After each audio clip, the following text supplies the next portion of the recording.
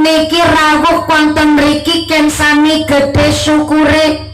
Wong syukur niku wong sing atine marem, atine seneng, diwastani syukur bil qalbi. Saya ulang, syukur bil qalbi, syukur marem nang jrone ati. Bisa ngaji atine sen nyong direwangi. Grup rebanane engko dhisik Bu, ki nembe pemanasan ben ora pada ngantuk.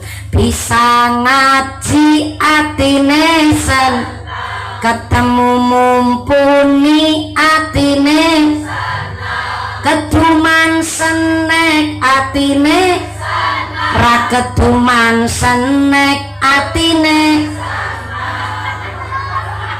pinter cara keduman senek atine grundeng.